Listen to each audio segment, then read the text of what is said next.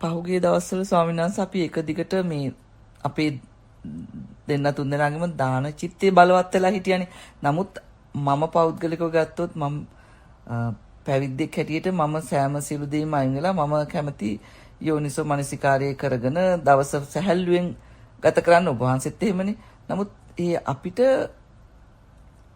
ගිහි කාලේ වගේම දාන චිත්තේ මතුවීමේ කෙලෙසේ ඉපදුනානේ ස්වාමීන් වහන්සේ. එතකොට කොහොමද ස්වාමීන් වහන්සේ ඒක මේ කැමැති අකමැති දෙයකට නෑ මෙහෙමයි දැන් ඒ අවස්ථාවට අනුරූපීව දැන් ඔබ වහන්සේ මහාන වෙද්දී අර ගිහි කාලේ දෙවිච්ච කලබලය දේවල් සංවිධානය කරන එක එහෙම නැත්නම් දානමාන දෙන චිත්තය අතහැරලා පැවිදි චිත්තයට නිමාරුනේ. ඒතකොට පැවිදි තුල විවේකය සංසිඳීම ඔබ වහන්සේ හුරු කරපු දෙය. ඒතර ඒ හුරුවත් එක්ක ඔබ වහන්සේ හිටියා. එතකොට උනේ මොකද්ද? අර දාන දෙන කෙලෙස්ය ඒ කියන්නේ දාන කෙලෙස්ය යටපත් වුණා. ඒකට අවස්ථාවක් නැති වුණා. මොකද මේ චිත්තේ බලවත් වෙච්ච. එතකොට කලබලයට කැමති නෑනේ. ඔව්. අරද කලබලකාරී පරිසරයට කැමතිත් නෑ. කලබලකාරී පින්කම් වලට කැමතිත් නෑ. ඒතකොට નિરાයාසයෙන්ම අර සංසිඳිච්ච ස්වභාවයට තමයි කැමති වෙන්නේ. හරිද? පිරිස් මුණ ගැහෙන්න කැමති නෑ. එතකොට එහෙම හිටපු කෙනාට එහෙම හිටපු කෙනෙකුට යම් හේතුවකට අපේ ඔබ වහන්සේගේ කතාව ගත්තොත් මගේ අම්මා මේ නැසය පවත්වීමත් එක්කනේ කාර්ය බහුලත්වයකට ගියේ දානමාන සංවිධානය කිරීම සතුටින් කැමැත්තෙන්. ඔව් නෑ ඒක තමයි. ඒ චන්ද රාගයෙන් මේකට කැමැතිලා. අම්මා මේ නැසය පවත්වුණාට පස්සේ ඒ පින්කම් කළ යුතුයිනේ. ඒතර යුතු බව නිසා තමන් අර හුරු කරපු ජීවන රටාව පැත්තකින් තියලා දානේ කියන තැනට සංඥාව දාපු ගම විඥානය මතු කරලා දුන්න අර කෙලෙසයත් එක්ක. එතකොට වික්ෂුණාංශයක උඩටම කරන්න පුළුවන්. ඒතර ඔබ වහන්සේ නිදි නැතුව මුළු රැය තිස්සෙත් ඇහැරිලා දාන සංවිධානය කරමින් ආහාරයට කතා කරනවා, මෙහෙට කතා කරනවා, පිරිස සතුටු කරනවා.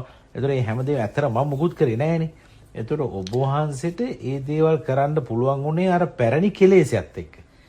හරිද? නැත්තම් ඒ හැබැයි දැන් ගිහි කාලේ කරනට වඩා සාර්ථකව දැන් කරන්න පුළුවන්. හේතුව ඔබ වහන්සේ සංසිඳීමක් තුළ ඇතිවෙච්ච යම් මානසික දියුණුවක් එක්ක ඒ පින්කම් කරද්දී ඊට වඩා ලේසියෙන් ඊට වඩා ලොකු කැපැසිටි එකකින් ඒව කරන්න පුළුවන්. ඔව් මට ස්වාමීන් වහන්සේ දැනගන්න දැන් ගිහි කාලේ මං කරද්දී ඒක කරලා ඒ ඇති වෙන කෙලෙසියත් එක්ක සතුටු වෙනවා. ඒ කෙලෙසියත් එක්ක ඒ පින්කම් කරලා. හැබැයි මේ කිරීම එහෙම ලොකු සතුටක් නෑ. හැබැයි ඒක කරා. නෑ මෙහෙමයි. අතන කෙලෙසිය නිසා දානේ ඇදගෙන ගියාට සතුට තිබුණේ සංසිඳීම තුලනේ හුරු කරලා තිබුණේ. දැන් ඉස්සර දානේ ඉස්සර ගිහි කාලේ උපවාසය දෙද්දි ඒක විතරයි ප්‍රයිම් සතුට. එතනින් එහාට සමාධියක් ගැන දන්නේ නෑනේ. එහෙම සංඥාව හුරු කරලා තිබුණේ නෑනේ. සමාධිය වඩන්න රිට්‍රීට් කරන්න එන කට්ටියටත් ෆැසිලිටේටර් කෙනෙක් වුණා. ඒතකොට ඔබ වහන්සේට අර සංසිඳීම ලොකුවට පූර්ණ කාලීන විදිහින් අවස්ථාවක් ලැබුණේ නෑනේ. එතකොට දැන් මෙතනදී ඒ දානය ඉක්මවාගිය භාවනාමය සතුටක් සැනසීමක් අත්විඳින්මින් හිටපු කෙනෙකුට දාන චිත්තය ඇදගෙන යන්න පුළුවන් අර කෙලෙසිය බල ගැනෙන තාක්කල් අවශ්‍යතාවයට අනුව. අවශ්‍යතාවය ඉවර වුණාට පස්සේ ආයේ ඒක එතනම නවත්තන්න පුළුවන්. කෙලින්ම තිතක් තියලා ෆුල් ස්ටොප් එකක් තියලා නවත්තන්න පුළුවන්. හැබැයි ආපහු ඒ දානය ගැන සංඥා එන්නේ නැහැ. එහෙමයි. හරිද? එහෙමයි.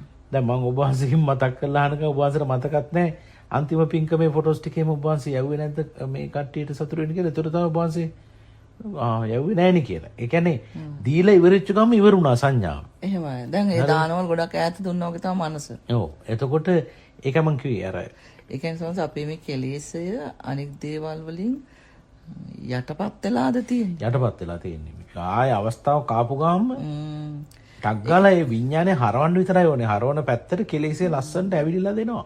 අවුලෝල දෙනවා. ඒ කියන්නේ අපි මේ කෙනෙක් රහත් වෙන්න ඕනේ පූර්ණ සංසිඳීමකට යන්න මේ සෑම මෙහෙමයි වික්ෂණස් දැන් පූර්ණ සංසිඳීමක් කියන්නේ අපි සමාධි චිත්තේනේ අපි කතා කරන්නේ. ඒතර සමාධියට හේතු වෙන්නේ සතිය. සතියට හේතු වෙන්නේ යෝනිසෝ මනසිකාරයනේ. ඒතර යෝනිසෝ මනසිකාර නිසා බලගෙන සතිය නිසා උපදින සමාධිය තුළ නීවරණ සංසිඳෙනවා. ඒතර නීවරණ කියන්නේ කාමච්ඡන්ද, ව්‍යාපාද, තීන මිද්ද, උද්ධච්ච, විචිකිච්ඡා. එතකොට මේ නීවරණ ස්වභාවයෙන්ම සංසිඳීම තුළ අර කෙලෙස් හටගන්න තියෙන ආශ්‍රව පණ ගැන්වෙන්න තියෙන අවස්ථාව කට් ඔෆ් වෙනවා. එතකොට හිත පියුරිෆයි වෙනවා. පිරිසුදු වෙනවා. බල ගැන්වෙනවා. අන්න ඒකත් ඒ කියන්නේ මේ මොකද්ද? ඉන්ද්‍රිය ධර්ම බල ගැන්වෙනවා හිත නෙමෙයි. එතකොට භික්ෂුනාස ආශ්‍රව ශෙවෙන පැත්තට තමයි ඒ සියලුම හේතු ටික සකස් වෙගෙන යන්නේ. ඒතර සම්මා සමාධියයි තියෙන්නේ තාරෂ්ඨාංගික මාර්ගයට. ඒතර කර්මයේ ශෙවෙන කර්මයක් තමයි සම්මා සමාධියනු සිද්ධ වෙන්නේ. සම්මා දිට්ඨියදලම සම්මා සමාධිය කියන ආරෂ්ඨාංගික මාර්ගය තුලම කර්මයේ ශෙවෙන කර්ම තමයි හැම වෙලේම සකස් වෙමින් පවතින්නේ. එතකොට ඔබ වහන්සේට රහත් වෙන්නේ කවද්ද කින්දබන්ද කියලා හිතන්නේ නැතුව ඒ සමාධිය අපි වැඩි කාලයක් පරිහරණය කරන්න નિરાයාසයෙන්ම අර ආශ්‍රව ඡේ වෙන කර්ම කර්මයේ ඡේ වෙන කර්ම සකස් වෙන නිසා කර්මයේ ඡේ වීමට තමයි ඒක හේතුවක් වෙන්නේ නේ. ඔව් දැන් හිතන්නකෝ මම ළඟ ලංකාවට යන්න කැමති නෑ. අපි කවුරුත් කැමති නෑනේ මේ වගේ දුර රටකින්. නමුත් අතන හේතුවක් යෙදෙනකොට අපිට ඒ අකමැත්ත මතකම නැති වෙලා ටක් ගාලා යෙදෙනවා. ඒ මත පස්සේ තමයි මතක් වෙන්නේ. සමහරලාට වෙහෙසවත් අමතක වෙනවා. අමතක වෙනවා. ඒ පැය 24ක් 30ක් විතර දැන් යන්න වෙන වෙහෙස. ඒ පීඩාවත් අමතක වෙලා අර අවශ්‍යතාවය අනුව ඒක බල ගන්නවා. ඔව්. ඒතකොට සමහරලාට අපේ ඒකට කැමැත්තක් දාගත්තොත් භික්ෂුනාංශේ කාලය පවා අපිට දැනෙන්නේ නැතු වෙනවා. මෙච්චර කාලයක් මම මේ ෆ්ලයිට් එකේ ගියාද කියලා දැනෙන්නේ නැතු වෙනවා. නමුත් ආදීනව සංඥාව ප්‍රකට කරගත්ත කෙනාට යන්න හිතෙන්නෙත් නෑ. යන්න අත්‍යවශ්‍ය හේතුවක් යෙදුනත් එයා ඒ කැමැත්තෙන් නෙමෙයි යන්නේ. එතන ගැටීම නෙමෙයි. ගැටීම එක තමයි මං කිව්වේ අකමැත්තෙන් යන්නේ. හැබැයි අර කාමතක වෙනවා. ඔව් ආදීනවේනේ. ආදීනව නිසා. දැන් ඕක කෙනෙක් අකමැති තැනකට යන්න අකමැති කෙනෙක් හම්බුනහම මතක නෑ මම මෙයාට අකමැතිද කියලා. ඒතරත් ඒ සිත එතකොටත් ඒ බල ගැන්වෙන්නේ අර චිත්තේම තමයි. චිත්තේම තමයි. කරපු චිත්තයක්. ඒ කියන්නේ දැන් හිතන්නකෝ දැන් අපිට දානයක් දෙන්න වෙනවා කියලා හරි මොකක් හරි හේතුවක් නිසා පින්කමක් හරි සංවිධානය කරන්න වෙනවා කියලා අකමැති පිරිසක් ඒ පිරිස කෙරේ තියෙන අකමැත්ත අමතක වෙන අර දාණයට ඇති කැමැත්ත කියන එක බලවත් වෙලා ඒක සිද්ධ වෙනවා හොඳටම. ඔව්. ඒතර ඒ අකමැති වෙන්නේ එතන හේතුව අපි නිරන්තරයෙන් මේ ඒකත් ආශ්‍රව වෛරය හරි අකමැත්ත හරි වඩන්න නැති නිසාද? අපි විශ්වනාස අකමැත්ත මොකද අයියා? නෑ දැන් හිතන්නකෝ දැන් මං ඔබ වහන්සේ එක්ක මම කැමති නෑ මේ ගමනක් යන්න. හරි. ඒ වුණාට මං සමහර අවස්ථාවක් යෙදුනොත් මං කැමතියි කියලා මං යනවා. එතකොට මම අර ඔබ වහන්සේට අකමැතියි කියන චිත්තේ මම අතාරිනව නෙවෙයි. ඒක මම බල ගන්න ජීවිතේ ගත කරලා නැති නිසා ඒක එතරම් අමතක වෙනව නේද? දැන් ඔබ අමතක විමන්නේ මෙතන තියෙන්නේ යටපත් වීම. කෙනෙක් ගැන තියෙන යම් අකමැත්තක් තිබුණට ඒක මම භාවිත චිත්තයක් හැටියට නිතර පුරුදු පුහුණු කරේ නැත්නම් ඒක කෙලෙසයක් හැටියට මා තුළ ස්ථාවර වෙන්නේ. එතකොට භික්ෂුන් වහන්සේ මට අරය කෙරේ මා තුළ අකමැත්තක් තිබුණා නේද? අරය කෙරේ මා තුළ ගැටීමක් තිබ්බ නේද කියන එක සමහරට අමතක වෙලා යනවා. ඒ කියන්නේ කෙලෙසය අඩු නිසා මට අර ස්වභාවය බලපැවැත්වෙන්නේ නැහැ. නමුත් මම නිතර කවුරු හරි ගැන ද්වේෂ චිත්තය මතු කර ආවර්ජනය කර ඒක ස්ථාපිත කරනවා නම් හරිද? අන්න එතකොට ඒ කෙලෙසේ බලවත් වීම නිසාම මට ඒක මතක තියෙනවා. අර අවුල් කියන එක. ඒ ඉන්සිඩන්ට් එකත් එක්ක දවසත් එක්කම සමහරට මතක තියෙනවා. නමුත් අර අපේ කෙලෙස් ස්වභාවය අඩු වෙන්න ඒ කියන්නේ අපි අනිත් පැත්තට විදර්ශනාව හිතන්න ඕනේ. ඒ වෙනස මානසිකාරයේ එන විදිහට නේ. එහෙමයි. එතකොට කෙලෙස් ස්වභාවය අඩු වෙන්න මොන අර සමහර දේවල් අපිට අමතක වෙලා යනවා. ඔව් දැන් කෙලෙස් ස්වභාවය වැඩි වෙන්න සමහර දේවල් වල මතකේ තීව්‍ර වෙනවා. දැන් දාන චිත්තය වුණත් එතන මේ මට නැගෙන දාන චිත්තේ මම විදර්ශනා කරා නම් සමහර විට මට ඕවා කරන්න කිසිම يعني යෙදෙන්නේ නැති වී මගෙන් අවශ්‍යතාවයක්. දාන චිත්තේ විදර්ශනා කරා නම් ඒ කියන්නේ දැන් මට දැන් හිතනවා මෙහෙම දානෙ මෙහෙම දෙන්න මෙහෙම කරන්න ඕන කියලා දැන් හිතන වෙලාවට අනේ ඒක මගේ මේ එන කෙලෙසයක් නෙමෙයි කියලා මම හරියට ඒක ඇඩ්‍රස් කරා නම් මට මේ ඕව කරන්න මට බලගන්වෙන්නේ නැහැ. ඒ වුණාට මම හින්දා ඔබ වහන්සේ කරනවා. ඒක තමයි මම කියන්නේ. ඔබ වහන්සේ නිසා තමයි මම කරන්නේ සහ මගේ කැමැත්තත් එක්කනේ කරන්නේ. මම කියන්නේ ඒකත් දැන් මම පැවිදි වෙලා ඉඳගෙන මම වෙන කෙනෙක් වෙනුවෙන් නම් ඕව කරන්න යන්නේ නැහනේ. අපේ මෙහෙණින් වහන්සේ කෙනෙක් හින්දා තමයි අපි කරේ. ඒ කියන්නේ අපේ ඒකට කැමැත්ත මතනේ මම ඒ වෙලාවටත් අර විදිහට කරා නම් මට ඕක කරන්න බැරි වෙනවා. ඔව් ඒක හරි. දෙපැත්තමනේ. ඒ කියන්නේ අපි මේ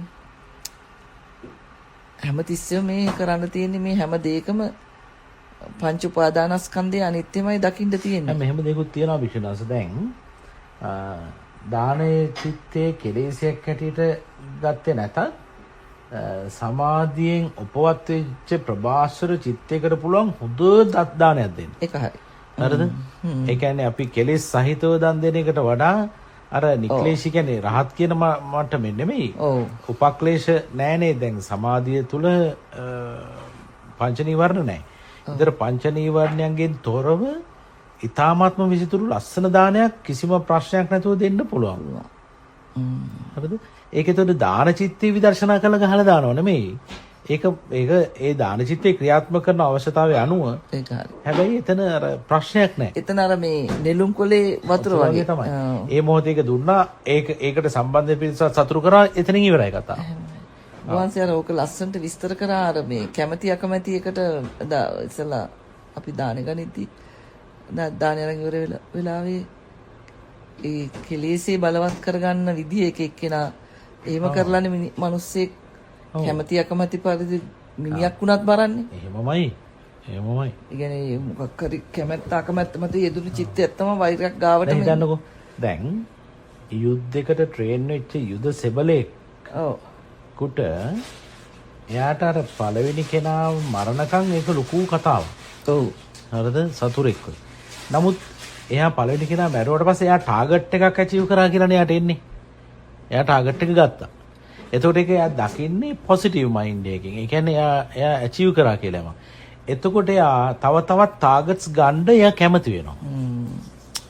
එතකොට එයා වික්ෂුණාස කැමති වෙලා තියෙන අකුසලයට. හරිද? එතකොට ඒ අකුසලයට කැමති වෙච්ච කෙනාට නැවත නැවතත් මතු කරලා දෙන්න මේ හිත විසින්ම තව තවත් අකුසල් සතුටින් වඩන විදිහක්මයි. එහෙනම් ඒක නිසා තමයි අර භාගතුනාසේ කියන්නේ මේ අකුසල් වැඩෙන සැපයට වඩා කුසල් වැඩෙන දුකට කැමති වෙන්න කියලා. දැන් එහෙම මොකද කුසල් වඩන දුක? ඒ කියන්නේ දැන් ඒ විදිහට ඒ කියන්නේ ටාගට් ඇචීව් කර ඒ කියන්නේ අර යුද සෙබලෙක් කියලා කියමුකෝ අපි යුද්ධයක එයා ස්නයිපර් කෙනෙක් කියලා. එතකොට ඒ ස්නයිපර් හැටියට එයා ඒ කවුරුයි ටාගට් එකක් නේ එයා ගන්න මිනිහෙක් නේ ගන්නෙ ටාගට් එකක් හැටියට. එතකොට එයා නිතර ඒ පිරිසව මරන්නේ කැමැත්තෙන්. එහෙමයි. හරියටම ඔලුවටම තියලා. හරිද? එක බුලට් එක එයා පාවිච්චි ගන්න. එතකොට එයා එකෙන් ඇත්තටම සතුටු වෙනවා. එයාව රෙකග්නයිස් කරනවා. එයාට සම්මානත් හම්බ වෙනවා. මෙච්චර ගාණක් මෙයා මේ යුද්ධ පෙරමුණේදී මෙච්චර ටාගට්ස් ගොඩක් මෙයා ගැහුවා කියලා ලෝකේ ප්‍රසිද්ධ වෙන්න ගන්නවා ස්නයිපර්ස්ලා අතර. ඔව්. හරිද? එතකොට එයා ඒක සතුටින් අනුමෝදන් වෙන්නේ. එයා සතුටින් එයාගේ සැපේ ඒක එතකොට වික්ෂුණාංශ. හරිද?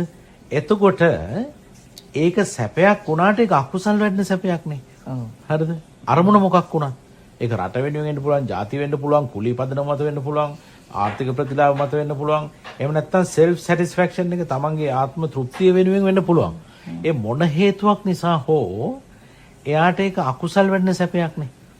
නමුත් එයාට යම්කිසි කල්යාණ මිත්‍ර ඇසුරක් නිසා හරි එයාට තේරුණොත් මේක අකුසලයක් මට වැඩෙන සැපයක්. එහෙනම් මම මේ අකුසලයේ නොකර ඉන්නවා. ඒ කියන්නේ මම මේ විදිහට ටාගට්ස් වලට මම යන්නේ නැහැ. මිනිස්සු පිළිගන්නේ නැහැ කියන සංඥාවට එයා කැමති වෙන්න හරි අමාරුයි. මොකද එයාට සැපේ තිබුණ අතන, වින්දනේ තිබුණ අතන. එතකොට වින්දනේ නැති තැන යට දුකක් භික්ෂුණාංශ. හැබැයි ඒක කුසල් වැඩෙන දුකක්. එතකොට ඒක නිසා තමයි භාග්‍යතුන්වහන්සේ කියන්නේ අකුසල් වැඩෙන සැපේට වඩා කුසල් වැඩෙන දුක හොඳයි කියලා. ඒකට කැමති වෙන්නේ. පැහැදිලිද මං කියන්නේ? පැහැදිලි මම දැන් මේ මිනිස්සුන්වත් ඒ රස්සාවට ගියා. පළවෙනි එක්කෙනා මරන්න මිනිස්සෙක් කියලා හැංගීමෙන් පළවෙනි එක චුටක් ඔය සමහර මූවිස් වල මම දැකලා තියෙනවා පොඩ්ඩක් ඒගොල්ලෝ පොඩ්ඩක් වේට් කරනවා ඒක මරන්න ඉස්සර. එහෙම ඊට පස්සේ ගානක්වත් නැහැ මරනවා. ළමෙක් හරි කවුරු හරි එතන ටාගට් වුණොත් එතනත් පොඩ්ඩක් ඒගොල්ලන් එනවා. නමුත් ඒගොල්ලන්ට ඒ පරිසරයේ සකසලා තියෙන මේ චිත්තේ බලවත් කරන්නේ නෙමෙයි එතන. ඒතර ඒ සුළු මොහොතකට හරි ඒකට අකමැත්තක් ආවත් ඊට වැඩිය මහා උපාදානයක් තියෙනවා මේ යුද්ධය ගැන. ඒතකොට ටක් ගාලා ඒගොල්ලන් අනිත් පැත්තට බර වෙනවා. ඒක තමයි. සිතනේ. ඒ කියන්නේ අකුසලයේ කර පව් වැඩ කර ඉන්න එක්කෙනාට ඒ පැත්තටමයි බර වෙන්නේ. ඔව්. පින් වැඩ කර ඉන්න එක්කෙනාට කුසල චිත්තේ වඩන එක්කෙනාට ඒ පැත්තටමයි ඇත්තටම බර වෙන්නේ. ඇත්තටම ඉතින් මෙතන ගොඩක් අර මෛත්‍රී භාවනාව නිරන්තරයෙන්ම කෙනෙක් දාන චිත්තය මත සද්ධාව මත මෛත්‍රී භාවනාව දවසකට සැරයක් දෙසරයක් හරි කරනවා නම් නිකම්ම નિરાයාසයෙන්ම ලොකු මට දැන් ඔබ වහන්සේ කිව්වට පස්සේ මතක් වෙන මම ওই කතාවම දවසක් පිරිසකට කතා කරද්දි එතන ඇත්තටම ස්නයිපර් කෙනෙක් හැටියට ට්‍රේන් වෙච්ච කෙනෙක් හිටියා. එතකොට එයා මට කිව්වා මේ ස්වාමීන් වහන්සේ මේ පුදුම කතාවක් ඔබ වහන්සේ කියන්නේ මේක හරියටම හරි. හැබැයි මේ දැන් මෙහෙම අවස්ථාවක් වුණොත් මොකද කියලා. ඒ කියන්නේ දැන් එයා ටාගට් එකක් ගද්දි අර ඔබ වහන්සේ කිය අර දරුවෙක්ගේ කතාවක් කියනවා ඒක මට මතක් වුණේ. එතකොට මතක් වුණේ. ඔව්. එතකොට මේ ටාගට් එක ඉස්සරහට දරුවෙක් වෙනවා. ඒතර මෑට ටාගට් එක ගන්න බෑ අර දරුවා හින්දා. හැබැයි ඒ ටාගට් එක ගත්තේ නැත්නම් ඊගාව මොහොතේ එයා දහස් ගාණක් තව මිනිස්සුන්ව මැරෙන විදිහට බෝම්බයක් පුපුරවනවා. හරිද? එතකොට ඊට කලින් මෙයා මරන්න ඕනේ. ඒතර ඊට කලින් මරන්න වෙඩි තියන්න දෙන්නේ නැහැ ඉස්සරහා බබෙක් ඉන්නවා දරුවෙක්. අවුරුදු 12ක 13ක දරුවෙක් ගෑනු ළමෙක් ඉන්නවා. එතකොට මොකද කරන්නේ? එතකොට ඒ වෙලාවේදී මොකද කරන්නේ? ඒතර මම කිව්වේ ඉතින් එතෙන්දී ඔයා මොකද කරන්නේ? ඒතර එයා කිව්වේ අනිවාර්යෙන් අර වැඩි දිනාගේ යහපත වෙනුවෙන් අර දෙන්නව මරනවා කිව්වා. ඔව්. ඒ කියන්නේ අර පොඩි ළමයා හරහා අරයට වදින්න තියන්න වෙනවා වෙන කරන්න දෙයක් නැහැ. මොකද chance එකක් ගන්න බෑ. එහෙම වුණොත් තව 100 ගණක් මැරෙනවා අර බෝම්බෙන් කියලා. එතකොට එයා ඇහුවේ එතකොට මොකද මට වෙන්නේ කියලා. ඒ කියන්නේ එහෙම කරොත් ඒ කියන්නේ එයා ගැන නෙමෙයි ඇහුවේ. එහෙම මේ කියන්නේ ලෝක යුද්ධවල එහෙම දේවල් වෙලා තියෙනවා. එතකොට මොකද්ද වෙන්නේ කියලා. ඒතර මං කිව්වේ මෙහෙමයි දැන් අර පුජ්‍යලෝ දෙන්නෙක් මැරීමේ පාපය වෙනම තියෙනවා. හරිද? එතකොට දැන් 100,000ක් දෙන අර 100 ගාණක් ජීවිත බේර ගැනීමේ චිත්තය නිසා සකස් වෙච්ච පින වෙනම තියෙනවා. ওই දෙක. ඔව් දෙකක්. ඒ දෙක. නමුත් අර මේ වෙලාවේ මෙයා සතුටු වෙන්නේ අර ටාගට් එක ගැනීමෙන්නේ. ඒතර ටාගට් එක ගැනීම නිසා අනිත් පැත්තෙන් පිරිස මම බේරුවා කියලා හිතලා යාට සතුටු වෙන්න පුළුවන් නම් ඒක හොඳයි. නමුත් අර මැරීමේ අකුසලයේ තියෙනවා. ප්‍රාණඝාතමේ අකුසලයට තියෙනවා. නමුත් කෙනෙක් අර මම මෙච්චර ගාණක් බේරගත්තා කියලා හිතනට වඩා මම මේක ඇචීව් කරා කියන සතුට තමයි තියෙන්නේ. ඒකයි ප්‍රශ්නේ. මාවනේ. දැන් මම මේ බලුවේ දැන් අපි ගොඩක් අර කටයුතු වලින් අයින් වෙලා දැන් නිදහසේ මෙහිම ඉන්නකොට පර්සනල් රිට්‍රීට් හරි අපි දැන් ගොඩක් නිදහසේ ඉන්නවනේ. ඒ ඉන්නකොට අපිට වගේ හිතට එන එක සිතුවිලි මේක මං හිතන කටින් එළියට දානවද ඊට පස්සේ ක්‍රියාත්මක කරනවද කියලා අපිට ගොඩාක් ආපස්සට හිතන්න වාර ගන්න වැඩි වෙනවා.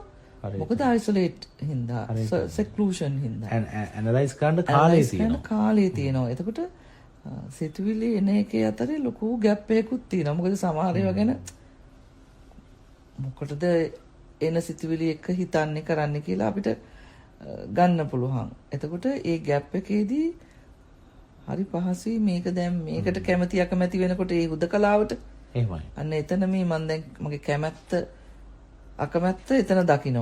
හරි. ඒ කියන්නේ මම මේ සිතුවිලි අරන් කතා කරලා දැන් මං ස්වාමීන් වහන්සේට හරි පොඩි හාමුදුරන්ට හරි මේක කියනවාද කියලා හිතනකොට කියන්න දෙයක් නැහැ කියලා මටම රියලයිස් වෙලා ඒවා නිකන් බොල් වෙලා යනවා වගේ වෙනවා. සමහර ඒවා. දැන් ඒක සමහර විට දැන් ප්‍රොටෙක්ට් වෙන්න පුළුවන්. මේ සෙක්ලූෂන් කියන එක පර්සනල් රිට්‍රීට් කියන එක මත. නමුත් ඒකෙන් වෙන ලාභය ඇතුලේ මාර වටිනවා. ඒවා එතනම ෂය වෙලා යනවා වගේ තේරෙන්නේ. ඒ හරියටම හරි. එතකොට ඒකෙන් ලැබෙන ප්‍රතිලාභය මට පේන්නේ නැහැ. ඒකේ මට වින්දනයක් නැහැ. හරිද? එතකොට කලින් වින්දනයට හුරු වෙච්ච කෙනාට මෙහෙම ඉන්න එක දුකක්. හැබැයි මේක තුල ලැබෙන ප්‍රතිලාභය අසීමාන්තිකයි. කර්මයේ ෂේ වීමක් නේ ඔබ වහන්සේ කිව්වා වගේ. ඒතර කර්මයේ ෂේ වෙනවා නම් ඒක එතනම නිකන් අහෝසිලා යනවා වගේ. දැන් කර්මයේ ෂේ වෙන කර්මයක් කියලා කියද්දි එතන අර ඔබ වහන්සේ කිව්වා වගේ ඒක අහෝසිය වෙලා යනවා. ඒක ඩිපොසිට් වීමක් නෙමෙයි, ඇකියුමුලේට් වීමක් නෙමෙයි. දැන් කුසල් කියලා කිව්වොත් කුසල් හැම වෙලාවෙම ගිනුමට බැර වෙනවනේ. නේද? කුසලයේ රැස් වෙනවා. කර්මයේ ෂේ වෙන කර්මය එතනම ෂේ වෙනවා භික්ෂුන් වහන්සේ. එතකොට කර්මයේ ෂේ වෙන කර්ම මේ ලෝකේ හොයාගන්න පුළුවන් බුදු කෙනෙකුට විතරයි. ඒක ආර්ෂංග මාර්ගය තුල විතරයි. වෙන විදියක් නැහැ. නේද? එතකොට ඒකේ තියෙන ආශ්චර්යය තමයි අර එතන වින්දනයක් නැහැ. විඳින්න දෙයක් නැහැ. කර්මයේ ෂේ වීමක් තමයි තියෙන්නේ. ඒතර වින්දනය හුරු වෙච්ච කෙනාට දැන් දානය තුල වින්දනය හුරු වෙච්ච කෙනාට මේ වගේ සික්ලූෂන් එකක ඉන්නවා කියන එක මේ වින්දනයක් වෙන්නේ නැහැ යාට. මොකද කිසි කලබලයක් නැහැ යාට. හැපනින් නැහැ. කරන්න දේවල් නැහැ. එතකොට එතන මේ වින්දනයක් නැති බව තුල එයාට දුකක් එනවා. ඒක නිසා තමයි බොහෝ දෙනෙක් මේ මාර්ගයේ ඉස්සරහට යන්න බැරි වෙන්නේ ওই හේතුව නිසා. පිරිස් මුණ ගැහෙන්න කැමති කෙනා පිරිස් මුණ ගැහෙනවා. ඔව්. දන් දෙන්න කැමති කෙනා දන් දෙනවා නේ. සීල වැඩසටහන ඕගනයිස් කරන්න කැමති කෙනා රිට්‍රීට්ස් ඕගනයිස් කරන්න කැමති කෙනා ඒව කරනවා. ඒතර ඒ වගේ මේ එහෙම කර ඉන්න කෙනෙකුට ඒ මොමන්ටම් එක ඒ හැපනින් එක නැත්තම් භික්ෂුන් වහන්සේ නිකන් වින්දනය නැතුනම දුකයි. දැන් මට මෙහෙම කතා කරන්න හිතෙනවා. මට දැන් මේදී ලොකු හාමුදුරන්ට කියන්න ඕනේ පොඩි හාමුදුරන්ට කියන්න ඕනේ කියලා මට හිතෙනවනේ. මොන හරි මට හිතට ආව සිතුවිල්ලක් අදහසක් මම දැන් ඒක අනේ මේ පිසෙක්ලූෂන් එකේ මේක වැඩක් තියෙනවද මේක කියලා මේකෙන් මොකද්ද වෙන්නේ දැන් මේක මම කරලා දානවා. හරි මොකක් හරි දෙයක් අපි හිතනවා කියන්නකෝ. එතනින් ඒක ඉවර වෙනවා. ඒතර කතා කරන්නේ නැතුව ඒක වැඩක් නැති විදිහට ඒක ඉවර වෙනවා. සමහර දේවල් තියෙනවා කිය යුතු විස්තරයක් කියනු සංස ඒක අපි කිය යුතුයි කියලාම එනවා හිතට. තරේ එනවා. හිටියානම් කියනවා. හැබැයි මේ පර්සනල් රිට්‍රීට්ස් නිසා අපි ඒක නොකිය ඉන්නවා කියන හැඟීමකටපත් වෙනවා. හරි. එතකොට ඒක එකක්. හැබැයි දැන් පංච උපාදානස්කන්ධයේම අනිත්‍ය බලයෙන් ඉන්නවනම් මේ Tamanට හිතන එකක් Tamanට මේම කතා කරන්න හිතීමත් Tamanට කතා කරන්න නොහිතීමත් මං එහෙම ඉන්නවා පර්සනල් රිට්‍රීට් එකක ඉන්නවා කියන දේ මගේ සිතේ ඇති වෙන සතුටත් අන්නේ සෑම සියලු තැනම මෙතන තියෙන අදුක්කම අසුඛ වේදනාවක් මයි කියන එක කෙනෙකුට ප්‍රකට වෙනවා නම් එයාට ආපහු ආයේ මේක නැවත හිත ඉන්න ඕනේ නෑ එකින් එකට. ඒ ස්වභාවයම ඒ ෆ්‍රීකවෙන්සි එකේම තියෙනවා. ඒ තියෙන ස්වභාවය මත මොන සිතුවිල්ලක් මොනවා ආවත් අරක බේස් මත තියෙන අරවනේ ඔක්කොම නිකන් වේලිලා ඩ්‍රයි ඔෆ් වෙලා වේලිලා යනවා ඒ ටික. ඒ සිතුවිලි ඔක්කොම වේලිලා යනවනේ. එතකොට එයාට ඒ හේතුව නිසා අනාත්මය නේද එතන නිකන් ආස්වාදයේ ආදීනව නිස්සාරණ වගේ අනාත්මය නේද එතන ප්‍රකට වෙන්නේ. ඒතකොට එයාට ඒ ෆ්‍රීකවෙන්සි එකේ ඕන වෙලාවක් ඉන්න පුළුවන් සිතුවිලි කියන ඒවා එන්නේ නැහැ. එක ආවට වික්ෂණාංශ අර අනාත්මයනේ ප්‍රකට අනිත්‍ය තුලින් මතුවෙච්ච අනාත්මයනේ දකින්නේ. එතකොට එයාට ඒ කිසිම දෙයක් මත එයා පිටින්නේ නැහැ. ඇයි ධර්මතාවයන්ගේ ස්වභාවය තමයි අනාත්මය. ඒතකොට මේ හේතු ඇති. ඒ වෙලාවට හිමවත් හිතන්නේ නැහැ නිකන් පොකට් එකක ඉන්නවා වගේ. කියන්නේ එක ગેප් එකක එයාට වැඩි වේලාවක් එයාට ඉන්න බව යෙදෙනවා. හැබැයි ඒක අර Tamanට දැනෙන්නේ කාලයෙන් ඔර්ලෝසුව දිහා බලලා කාලයෙන් තමයි ලාවට හරි මම මේ වගේ වෙලාවක් මේක ඉඳගත්තා නම් හරි හිතන්න ගත්තා නම් හරි දැක්කොත් වෙලාව එහෙම නැත්නම් එයාට කාලය අදාළම වෙන්නේ නැහැ ස්වාමීන් වහන්සේ. එතන තමයි අනිමිත්ත සංඥාව කියලා කියන්නේ. එහෙමද. ඒ කියන්නේ එතන ශුන්්‍යත අනිමිත්ත අපනිත කියන තුනම උතන දාන්න පුළුවන්.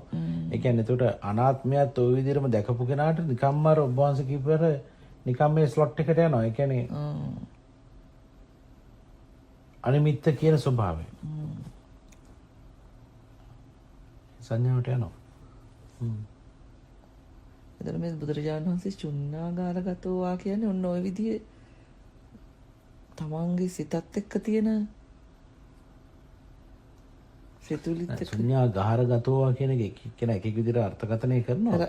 නමුත් අර භාගතුන් වහන්සේ පැහැදිලිවම කරේ මේ පැහැදිලිවම කියනවා. ඔය තියෙන හුදකලා වනසෙනසුන් තියෙනවා, මුල් තියෙනවා, ඒ වගේ තැන් වලට යන්න. ඒ වගේ ගිහිලා මේ විදිහට හිතන්න කියන එකනේ. ඒක බොහොම ස්ට්‍රේට් ෆෝවර්ඩ්.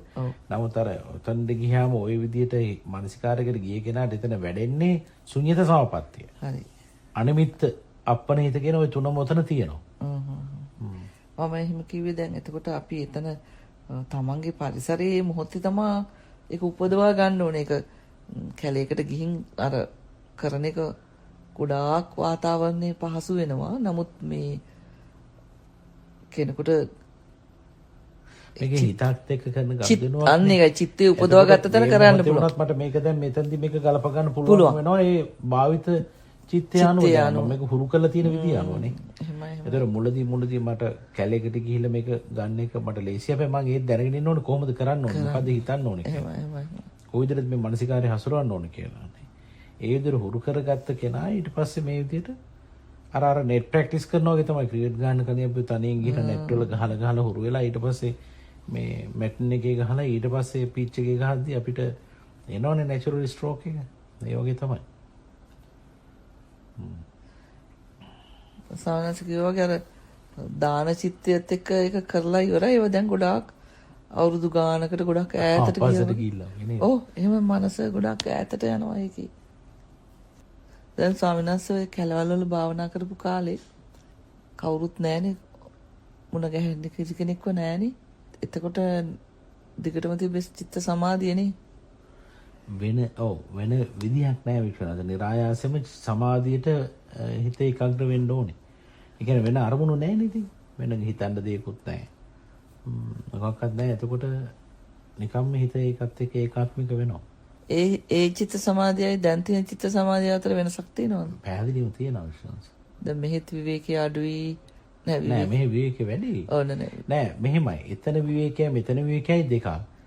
නමුත් දැන් ඒ කාලේ මම ප්‍රැක්ටිස් කරපු දේ අනුව මට ලැබිච්ච ප්‍රතිලාභයි. මෙතන මම ඊළඟට මට ලැබෙන දේවල් වල දැන් ඒ ප්‍රඥා මට්ටම් වල වෙනස්කම් නිසා ඒ සමාධි ස්වභාවයන් වල වෙනස්කම් තියෙනවා විශ්වාස. එහෙමයි නේ. ලොකු වෙනසක් තියෙනවා. අර විවේකයේ කෙලෙසේ ඇසුරු කරනවා. ඇයි එතන ඒ කියන්නේ ඒ විවේකයේ මේ එතන සමාධිය එහෙම තිබ්බට වික්ෂුණාංශ එතන ඒ පරිසරයත් එක්කම ඒකේ දැඩි ආශක්ත බවක් ඇති වෙනවා. ඒ කැලේට කැමැත්තක් උපදිනවා. ඊට පස්සේ ඒක කෙලෙසයක් වෙනවා. ඊට පස්සේ කැලේ නැතුව බැරි මට්ටමක් එනවා. හරිද? එතකොට කැලේටමයි හිත හුරු කරන්නේ. ඒකත් අර විඥානේ හුරු වෙන විදියක් තමයි. එතකොට ඒක මේ යටින් දුවන්නේ කෙලෙසයක්. හරිද? නමුත් ඒ කාලේ ස්වාමීන් වහන්සේ ඒක දැනගෙනනේ කරේ. නෑ ඒක අපිට ආශිර්වාදයක් වුණා. නමුත් එතන નિરાයාසයෙන්ම නිරතුරුවම අපිට නොහිතෙන විදිහේ කෙලෙසයක් එතන එම්බෙඩඩ් දුවනවා වික්ෂුණාංශ. ඒ කියන්නේ මේ ඉස්සර රහතන් වහන්සේලා හිටපු තැන් මම මේ පරිහරණය කරන්නේ. එහෙම හරියනවා නේද? එතකොට මේ මහා ශුෂ්ක වනාන්තර මම මේ ඇසුරු කරන්නේ. මිනිස් වාසයෙන් මෙච්චර දුරක මම මේ ඉන්නේ. එතකොට මෙච්චර දවස් ගානකට පස්සේ මම බත් වේලක් ගන්නෙ. හරිද? මිනිස්සු මාව බලන්නේ. ඒක තමන්ගේ සීලයක් තමන්ට කෙලෙසයක් වෙනවා. සීලය නෙමෙයි එතනේ හුදකලා බව. එතකොට මේ හුදකලා බව දැන් ඒක එතකොට එතෙන්දි තේරෙන්නේ නැහැ. ඒ මනෝභාවයේදී තේරෙන්නේ නැහැ විශ්වනාථ. ඔව්. ඒක තේරෙන්නේ දැන්ද? ඒකෙන් ගැලවිලා යම් මට්ටමකට ඒ පරිණත බව ඇති වුණාම තමයි අතන තේරෙන්නේ. හැබැයි අරක ඕනේ. ඔව්. ඒ ස්වභාවය ඒ කෙලෙසයක් වුණත් ඒක ලාභයක්. ලාභයක්මනේ නේද? හරිද? කෙලෙස්ම තමයි මේ හැම එකක්ම. දැන් ධර්ම මාර්ගයේ වඩවන්න ඇති වෙන කැමැත්තත් කෙලෙසයක්ම තමයි. මම පැය 7-8ක් භාවනා කරන්න වාඩි වෙනවා කියන එකත් කෙලෙසයක් තමයි. හැබැයි ඒක කෙලෙස් වලින් නිදහස් වෙන්න තියෙන කෙලෙසයක්. තේරුණා? එතකොට මේ විදිහට මං ආරණ්‍ය වාසීව ඉන්න ඕනේ. මම මේ විදිහේ ප්‍රතිපදාවක් අනුගමනය කරන්න ඕනේ කියන එකත් අර සසරේ මං හුරු කරපු ආශ්‍රවත් එක්ක කෙලෙස් හැටියටම මතුවෙච්ච දේවල්ම තමයි සමානලා. ඔය ඉතින් අපි ඇත්තටම මේ මොකක් වුණත් අපි ඒ කෙලෙසේ හරිද වැරදිද කියලා අපි මනින් නැති වුණාම අපිට හරි පහසුයි නේද? නෑ මනීමක් නෙමෙයි. දැන් මම මේ කියන්නේ ඔබ වහන්සේ ඇහුවනේ ඒක වෙනසක් තියනවද කියලා. ඒ වෙනස තියනවද කියලා හිතද්දි තමයි වෙනස පේන්නේ. වෙනස පේන්නේ. හරි. නැත්තම් ඒක ප්‍රකට වෙන්නේ නෑනේ. නෑ ප්‍රකට වෙන්නේ නෑ විශ්වනාථ.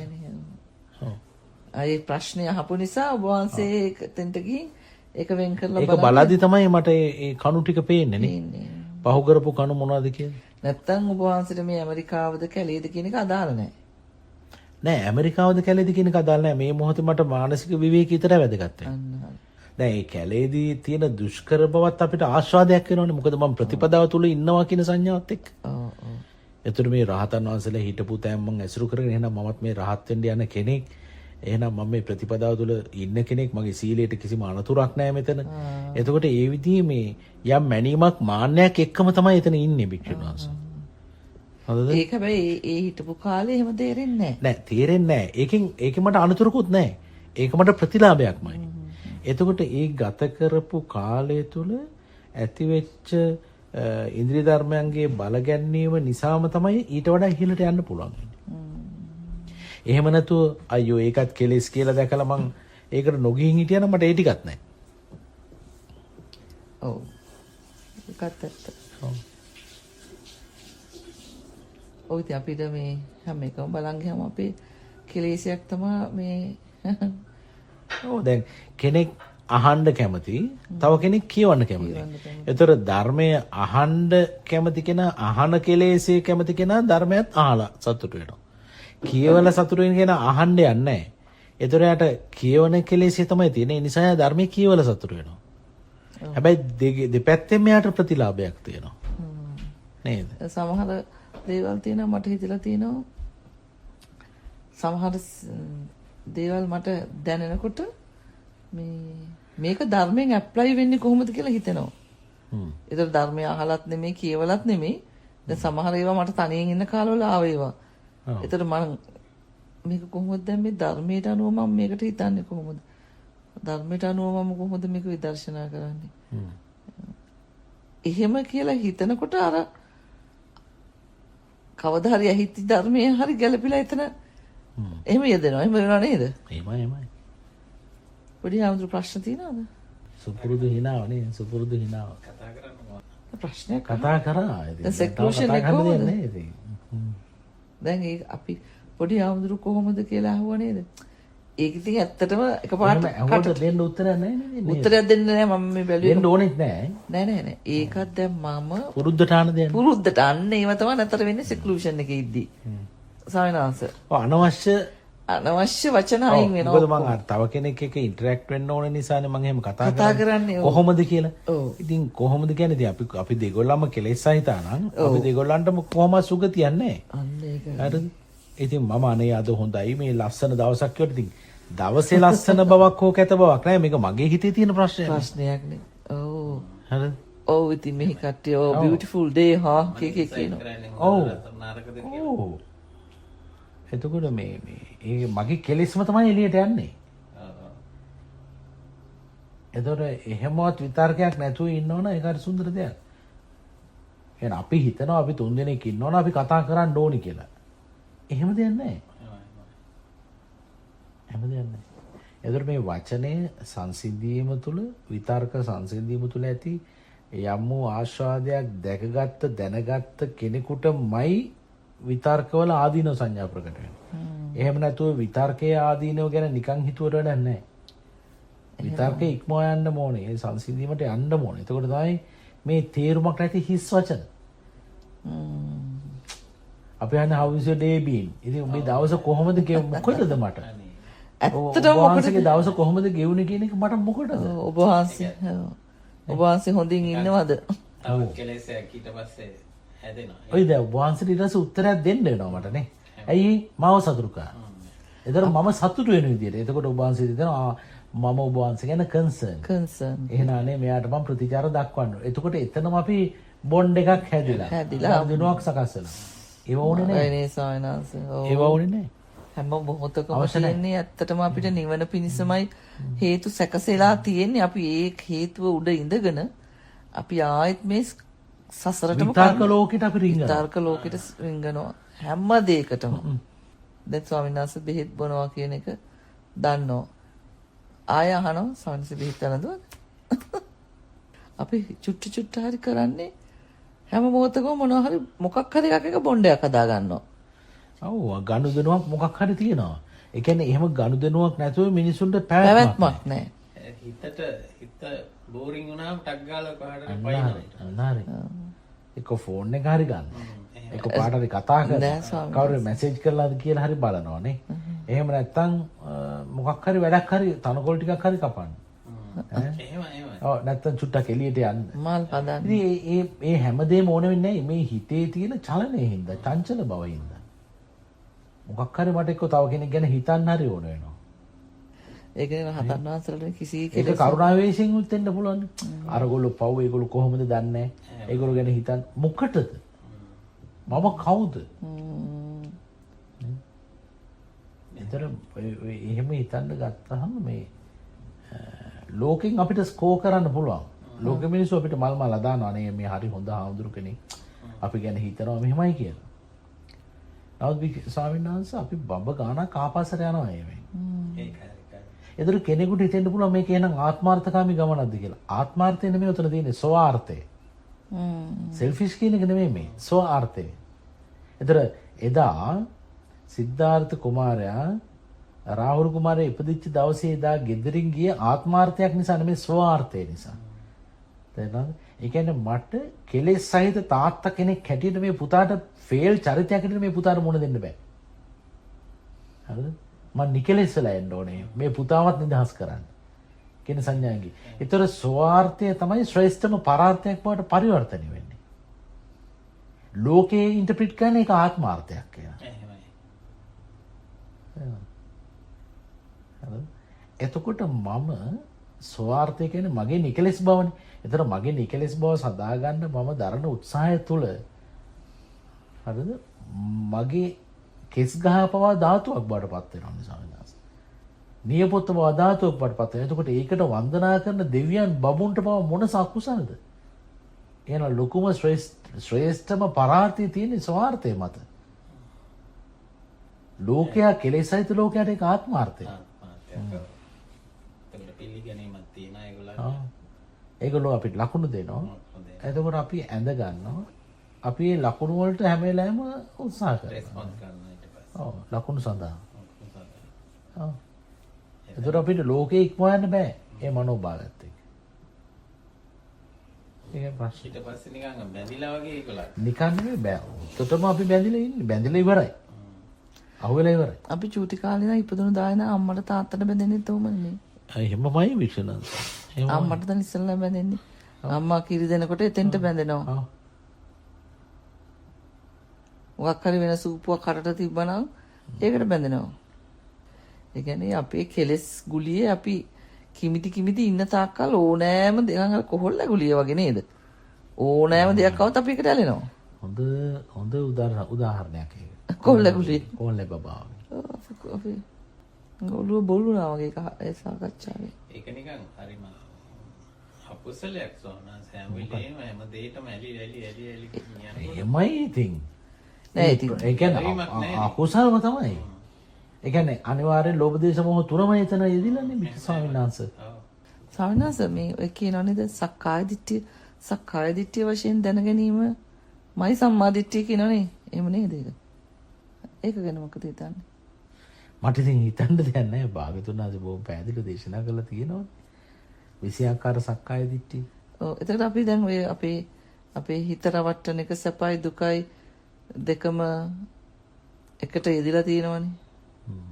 එතනනේ අදුක්කම අසුඛ වේදනාව. එතනනේ අනිත්‍ය. එතන තමයි අනිත්‍ය, එතන තමයි මෝහය. එතන තමයි කාම ධාතුව. එතන තමයි සක්කාය දිට්ඨියත් එතනමනේ. එතන තමයි සක්කාය දිට්ඨිය. එතනමයි සම්මා දිට්ඨිය. එතනමයි නිර්වාණ ධාතුව. හැමදේම එකම තැන එතනමයි තියෙන්නේ. අපි මේක අවබෝධයෙන් පරිහරණය කරා කිව්වට අපිට තියෙන එකම අපහසුව තමයි අපිට අවබෝධය කියන කෑල්ල මතුවලා තියෙන ප්‍රමාණය වේගය මදි. ඒ කියන්නේ ඊට ඉක්මනින්ම අර අවිද්‍යාව වෙලනවා අරකට. අවබෝධය කියලා අපි ඒ කියන්නේ හිතන් ඉස්සෙල්ලා අවබෝධ කරපු දේ අවබෝධය හැටියටම තියෙනවා. ඔව්. අර දැන් ඔබ වහන්සේ මේ දැන් විනාඩියකට කලින් ඇහුවේ මගේ. දැන් සක්කාය දිට්ඨිය කියලා කියනවා. ඒතර මේ සක්කාය දිට්ඨිය ගැන ගැනී මොකද ඔබ කිව්වේ? සක්කාය දිට්ඨිය හැටියට දැන ගැනීමයි සම්මා දිට්ඨිය. සක්කාය දිට්ඨියට දැන ගැනීමයි සම්මා දිට්ඨිය. ඒ ගැන මොකද්ද ඔබ හිතන්නේ කියලා ඇහුවනේ. එතකොට දැන් අපි හැමෝටම වෙලා තියෙන්නේ my point of view. මම හිතන විදිය, මට හිතන විදිය කියලා දෙයක් අපි දානවා. එතකොට විශ්වනාංශ මේ මට හිතන විදියක් වැදගත් වෙන්නේ නැහැ මේ ධර්මයේ. අර ඔබ වහන්සේ ඉස්සලා කිව්වගේ අවබෝධය විතරයි වැදගත් වෙන්නේ. ඒතර අවබෝධය භාගතුන් වහන්සේට ඇති වුණා අවබෝධයක් තියෙනවා, රහතන් වහන්සේට ඇති වුණා අවබෝධයක් තියෙනවා, සෝවාන් වෙච්ච කෙනාට ඇති වුණා අවබෝධය එකයි. අවබෝධයේ මට්ටම් වෙනස්. හරිද? හැබැයි ඒ අවබෝධ කරපු කෙනාගේ අවබෝධයේ ප්‍රඥාව තුළින් මතුවන යම් අවබෝධයක් තියෙනවා නම් ආයේ ඒකට point of view කියලා අර හිතන විදියක් කියලා දෙයක් ඇඩ් වෙන්නේ නැහැ. ඔව්. ඒක හරි. හිතන විදිය කියලා දෙයක් එන්නෙම නොදන්නා නිසාමයි. අවබෝධයෙන් නැති තැන. අන්න එතනින් තමයි ධර්මයේ විකෘති අර්ථ දැක්වීම මතුවෙන්නේ. ඒක නිසා අවබෝධය කියන දේ ඔබ වහන්සේ කිව්වා වගේ වේගෙන් ආපහු මේ වෙලා ගන්න කෙලෙස් වලින් අර අපි අවබෝධයෙන් සෑහීමටපත් වෙන්නේ නැතුව අපි තව තවත් මේක ප්‍රපංච කරලා මඤ්ඤණා කරලා හිතන්න ගන්නවා. හරිද? අවබෝධයෙන් සෑහීමටපත් වෙන්නේ නැතුව. මොකද අවබෝධය නීරසයි. අවබෝධය තුල අපිට වින්දනයක් නැහැනේ. යමක් අවබෝධය තුල මේක අවබෝධ වුණා කියලා මට උපදින සැප වේදනාවක් නැහැ. අවබෝධය කියන්නේ ප්‍රඥාව. ප්‍රඥාවෙන් යමක් දැන් ඒක දැන් හිතන්නකෝ අන්ධ කෙනෙක් ඉන්නවා. හරිද? අන්ධ කෙනාට යම් බෙහෙතක් නිසා එකපාරට යාට පෙනීම ලැබුණාට පස්සේ පේන දේවල් ගැන යාට එක්සයිට්මන්ට් එකක් තියෙනවා. හැබැයි අන්ධ නොවි ඉන්න කෙනෙකුට මේ හැමදේම පේන එක තුල එක්සයිට්මන්ට් එකක් තියෙනවා. පෙනීම සම්බන්ධයෙන් යාට එක්සයිට්මන්ට් එකක් නැහැ. එනවා අන්ධභාවය නැති වෙච්ච නිසා පේන්න ගත්ත එක තුල ඇති වෙච්ච එක්සයිට්මන්ට් එක තිබුණේ අන්ධභාවයට සාපේක්ෂව.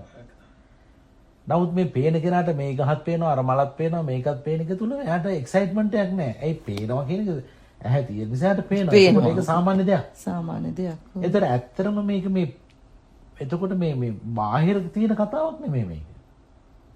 හරිද? එහෙනම් මේක සැපේ හෝ දුක හෝ අදුක්කම අසුඛ ස්වභාවය හෝ මේ බාහිර තියෙන දෙයක් නෙමෙයි.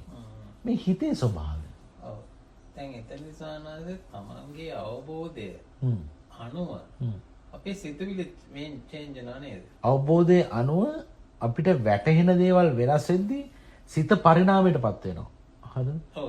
එතකොට අපිට සිත වෙන චින්තන රටාවත් වෙනස් වෙනවා විශ්වාසය. නමුත් ඒ චින්තන රටාව වෙනස් වෙන්න නොදී අපි හුරු කරපු චින්තන රටාව නම් ගෙනියන්නේ අර අවබෝධය එහෙමම තියෙනවා. ඒක වෙනස් වෙන්නේ නැහැ. ඒක නියතයක්. නමුත් අර අපි හුරු කරපු චින්තන රටාව තුල නම් ආශ්‍රාදය තියෙන්නේ. ඒකත් එක්ක ඉතින් ඔහේ යනවා අර ලනුව දිග තියෙන තාක්කල් අර හරක වටේ යනවා වගේ. හරිද? අවබෝධයට අනුව නෙමෙයිද හිත වැඩ කරන්නේ ඊට පස්සේ. අවබෝධයට අනුව වැඩ කරනවා කියලාත් අපිට කියන්න පුළුවන්. සිතුවිලි වැඩ කරාට ඒක තමයි මෙතන මේ ඒක ආශ්‍රමත වෙනස් මෙහෙමයි ස්වාමීන් වහන්සේ. හරියට හරි. ප්‍රඥාවට අපි රෙස්පොන්ඩ් කරන විදිහ අනුව තමයි ඒක සිද්ධ වෙන්නේ. හරිද? අවබෝධය කියන්නේ ප්‍රඥාවනේ. හරිද? සිතුවිලි කියන්නේ ආවේග, emotions. හරිද? එතකොට මේ අපි ප්‍රඥාවට රෙස්පොන්ඩ් කරන්න. අපි ප්‍රඥාවට ප්‍රතිචාර දක්වනවා නම් අපි අවබෝධයට සාපේක්ෂව තමයි අපි සිතුවිලි රටාව පෙළ ගැහෙන්නේ. අපි ප්‍රඥාවට රෙස්පොන්ඩ් කරන්නේ නැතුව, අපි තුල උපදිලා තියෙන ප්‍රඥාවට රෙස්පොන්ඩ් කරන්නේ නැතුව අපි ඉමෝෂන්ස් එක්ක නම් ඉන්නේ අරක නිග්ලෙක්ට් කරලා. මගේ චින්තන රටාව ඒ විදිහට තමයි හුරු වෙන්නේ. අරක තියෙනවා. අවබෝධය නැති වෙන්න. ඒ කියන්නේ දැන් සෝවාන් වෙච්ච කෙනාගේ සෝතාපට්ටි ඵලය පිරෙන්නේ නැහැ. හරිද? හැබැයි ඒක මේ ආත්මෙදී ඊට වඩා ඉහළට යන්න නැති වෙන්න පුළුවන්.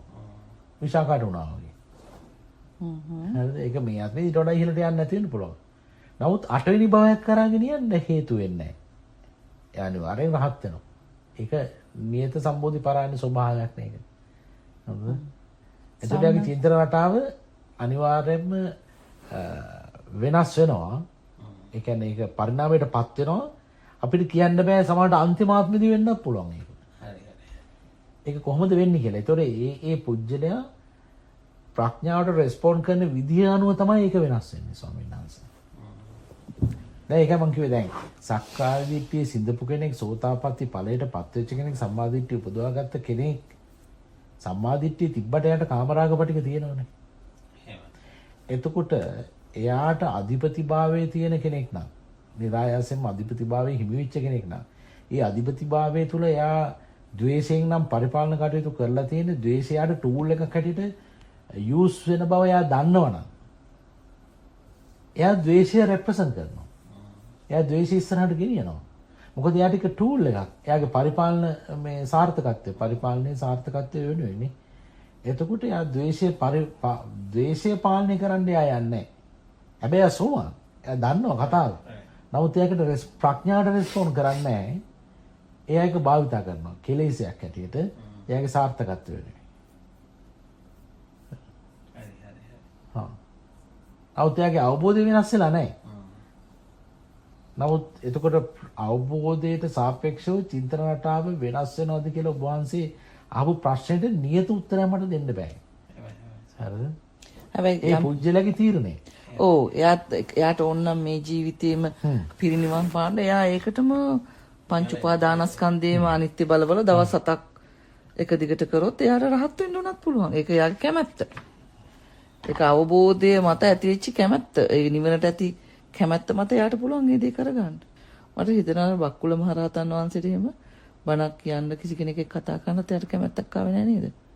කතා කරන්නේ නැද්ද? නැහැ. එයාගේ අවබෝධයයි එයාගේ නිවිච්චකමයි එයාට අර උන්වහන්සේට මේ බක්කුල මහරහතන් වහන්සේට ඒ සම්පූර්ණ සංසිඳීමක් එකපාර හැම දෙයකම ඇති. එහෙමයි රහතන් වහන්සේලා හැමෝට මේ සංසිඳීම තියෙනවා. ඔව්. ඒකට ಜಾති ගතිය තියෙනවනේ. අන්න එතනයි මම මේ කියන්න හැදුවේ මේ කියන්නේ දැන් උන්වහන්සේ පාරමිතා පුරලා තියෙන්නේ. ඔව්. ඒ විදිය රහතන් වහන්සේ කෙනෙක්ව දැකලානේ. බක්කුල මහරහතන් වහන්සේ. පැහැදිලා තියෙන්නේ ඒ ෆ්‍රීකවන්සි එකට ඒ වේව් ලෙන්ත් එකට. හරිද? උන්වහන්සේ නිරෝගී සම්පත්තිය මහරහතන් වහන්සේලා අතරින් ශ්‍රේෂ්ඨ කෙනෙක්. පද සතර පද ගාතාවකින්වත් කාටවත් අනුග්‍රහ කළා නෑ. අනේ මොනතරම් ශ්‍රේෂ්ඨද කියලා උන්වහන්සේට කල්පනාවක් එනවා. ඊට පස්සේ එහෙනම් මමත් මේ වගේ කෙනෙක් වෙන්න ඕන කියලා හිතන්න පාරමිතා පුරන්න ගන්නවා. ඒතර ඒ නිසා උන්වහන්සේට බණ කියන්නත් බෑ. බණ කියන්න සංඥාවක් එන්නේත් නෑ. දැඩි චිත්තේනේ. හරිද? හැබැයි රහත්.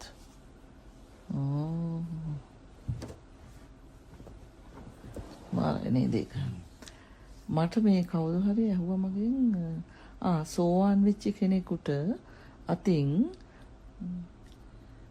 ආර්යෝපවාදයක් වෙන්න පුළුවන් කියලා බණේ ත්‍රිපිටකයේ නෙමෙයි මොන හරි පොතක තියෙනවා කියලා ඒ අහලා තිනවා. මං කිව්වා එහෙමනම් වෙන්න බෑ කියලා. එහෙම වෙන්න බෑනේ සෝවාන්ස්. මෙහෙම විශ්වනාංශ නේ.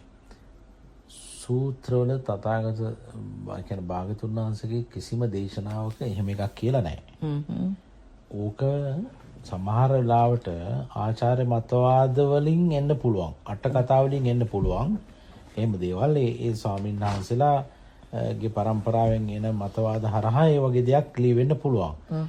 නමුත් සෝවාන් පුජ්‍යල කියන්නේ ආර්යයන් වහන්සේ කෙනෙක් නේ. ආර්යයන් වහන්සේ කෙනකින් ආර්ය උපාදයක් සිද්ධ වෙන්නේ නැහැ. ඒකනේ. තවත් ආර්යයන් වහන්සේ කෙනෙකුට ඒක වෙන්නේ නැහැ. දැන් මේ කියන්නේ ඒ කියන්නේ දැන් ආර්යයන් වහන්සේ කෙනෙක් තරහරගෙන තවත් ආර්යයන් වහන්සේ කෙනෙකුට බැන්නත් ඒ කියන්නේ දෝෂාරෝපණයක් කරත් ආර්ය ස්වභාවයක් නේදන තියෙන්නේ. ඔව්. ඒතකොට ආර්ය උපාදයක් කියන තැනකට යවෙන්නේ. ඒක වැරදි ඉන්ටර්ප්‍රිටේෂන් එකක්.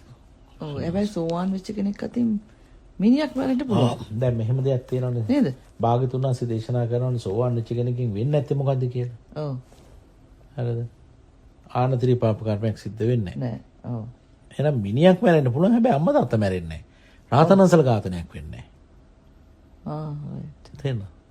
එතනම ඒතකොට දැන් අපි උතන දකින්න ඕනේ මෙහෙමයි. ආර්ය උපවාදයක් තියෙන කෙනෙකුට මොකද්ද වෙන්නේ? ආර්ය උපවාදයක් තියෙන කෙනෙකුට එතනින් එහාට පොතේ තියෙන විදිහට නේ. ඒ කියන්නේ භාගතුනාංශයේ දේශනාවේ නෙමෙයි. ඒ කියන්නේ භාගතුනාංශයේ පැහැදිලිවම දේශනා කරපු කිසිම තැනක නැහැ.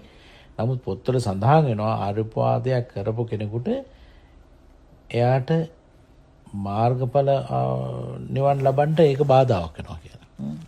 හරිද? එහෙනම් මාර්ගඵල නිවන් අවබෝධ පිණිස ඒක බාධාවක් වෙනවා නම් එහෙනම් එයා මාර්ගඵලයකට පත් වෙච්ච නැති කෙනෙක්මනේ. නිරියන්නේ. නෑ මේ අහන්න ඉස්සලා මම කියන දේ.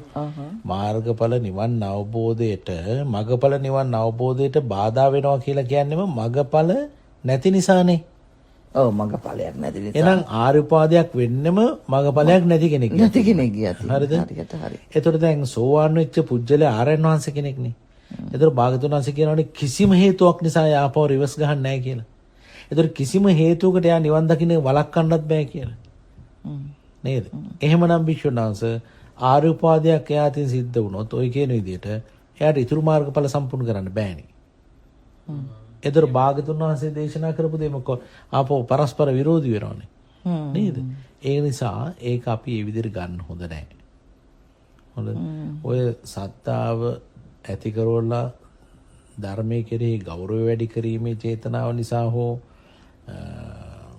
ධර්ම ගරුත්වය තුල අර බියක් ඇති කරලීමේ අපේක්ෂාව නිසා හෝ ලියවිච්ච දෙයක් විනා අපි ඕක ප්‍රඥාවෙන් කල්පනා කරලා බැලුවොත් ඒක එහෙම දෙයක් වෙන්න බෑ. හේතුව දැන් හිතන්නකෝ මම කකුල් ගෙඩි දෙකෙන් අල්ලලා පරසක් වල ගහනවා එළියට බහැපන් කියලා බුදුරජාණන් වහන්සේට කියපු කෙනානේ ආලෝක යක්ෂයා. නැත්තම් ඒක ආර්ය උපාදේ වෙලානේ දීගාමෝතේ සෝවන් වෙනවනේ. එතන මොකද්ද? ඉතින් ඒක තමයි මං කියන්නේ. අපි මේ නිකන් මේ තීරුම නැති විතර්කයක් හදාගෙන අපි මේ එක එක දේවල් කරන්න හදනවා. එක එක දේවල් හිතනවා. ඒකනේ මේ වැදගත් වෙන්නේ. ඒතකොට ආලෝක යක්ෂයා කරපු ඉතින් යා සෝවන් වුණා නේ භික්ෂුණා. ඔව් ඒතකොට එයා ඒතර මොහොත කරලා කියනවනේ. පළමහන එළියට, වරමහන ඇතුළට කියලා අන්තිමට කියනවා මම උඹ කකුල් ගෙඩි දෙකෙන් අල්ල පරසක් කළ ගන්නවා කියලා. ඒතර තමයි බුදුරජාණන් වහන්සේ කියන්නේ. නෑ මේ ලෝකේ දෙවියන් බබුන් මරුන් සහිත මේ ලෝකේ උඹට නෙමෙයි කාටවත් බෑ කියනවා මට ඒ දේ කරන්න. හරි. භාගතුන් වහන්සේ හෙල්ලෙන්නේ නැතුව එක තැන ඉන්නේ. හරි. එයා කියන දේ අහන්න නැතුව ඊට පස්සේනේ. මෙවන්නේ. එතකොට ඒක නිසා අපි ඔය වගේ එතකොට මේ යක්ෂයාට ඒක බලපෑවේ නැත්තේ යක්ෂ ආත්මෙක හින්දාද මොකද? නෑද නෑ ආර්ය උපාදේ නම් කාටත් ආර්ය උපාදේනේ මික්ෂන් වහන්සේ. ඔව් මිනිස්සුන්ට වෙන්න බෑනේ. ඔව්. එතකොට ආර්ය උපාදයක් වෙලා යාට ඊළඟ චිත්තේ එහෙම මෙහෙමයි භික්ෂුන් වහන්සේ දැන් සාරිපුත්ත මහ රහතන් වහන්සේ කියන කෝකාලික භික්ෂුව ඔව් බලවත් වූ ද්වේෂීත්‍යයක් ඇති කරගත්තනේ. ඔව්. ඒතර භාගතුන් වහන්සේත් කියනවනේ කෝකාලික ඔය සාරිපුත්ත ගැන පැහැදෙන්න. ඔය ද්වේෂීත්‍ය අතාරින්න ඒක ඔබට බොහෝ නපුර පිණිස පවතිනවා කියලා. ඒ කියන්නේ අනිවාර්යෙන් නිරේට යනවා කියලා දකිනවනේ.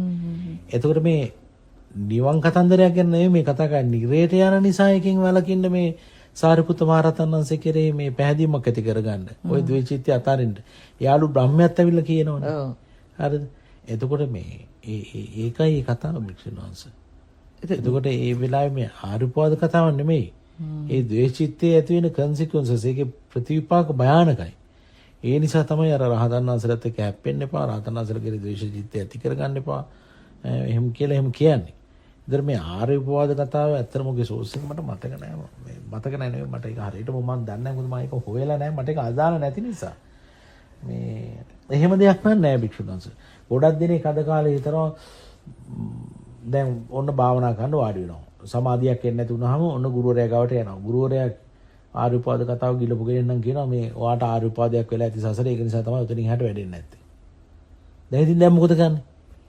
එතකොට ආර්ය උපාදයක් වෙලා ඔයාට කියලා මම කියපු වෙලාවේ ඉඳලා රාහිංසකයා දන්නෙත් නැතුව එතන ගුරුවරයා කියන්නේ ආර්ය උපාදයක් වෙලා ඇති. එහෙනම් ගුරුවරයා කියපු නිසා එහෙනම් මට මේ වැඩෙන්නේ නැත්තේ ආර්ය උපාද නිසා කියලා හිතලා එයා වඩන්න තියෙන ටිකත් වඩන්න නැතුව නිකන් ඉන්නවා. හරියට පැත්තකට යනවා. ස්වාමීන් වහන්සේ ඒක මම නම් දකින්නේ මේ තේරුම නැති විතරකයක් කියලා. ස්වාමීන් වහන්සේ ඔක කොහොමනම් දැන් දේවදත්ත හාමුදුරුවෝ කොච්චර දේවල් කරලාද අන්තිම මොහොතේ එයා සිත මාරු කරගත්තනේ. පහදව ගන්නවනේ භාගතුන් වහන්සේ. පහදවගෙන ඒ විලේ බුදුහාමුදුරුවෝ දකින්න ඕනේ වන්දනා කරන හදනකොට දැක්කේ නෑ. ඒ පල්ලෙහාට ගියේ එතන ධර්මතාවයක් නිසා වෙන්නේ නැති. ඔව්. ආනතර පාපකම සිද්ධ වුණානේ. භාගතුන් වහන්සේගේ ලේ සොලෝලා. නමුත් ඒ ප්‍රසාද චිත්තය නිසා අනාගතයේ පසේ බුදු වෙනවනේ. දේවදත්ත හාමුදුරුවන්ටත් නීති විවරණයක් තියෙනවා පොඩි හාමුදුරුවෝ. අපිට නෑ. ඒක ලස්සන කතාව. දේවදත්ත හාමුදුරුවන්ට නීති විවරණයක් තියෙනවා. පොඩි හාමුදුරුවන්ටයි අපිටයි නෑ. ඔව්. ඒක ලස්සන කතාවක් නේ.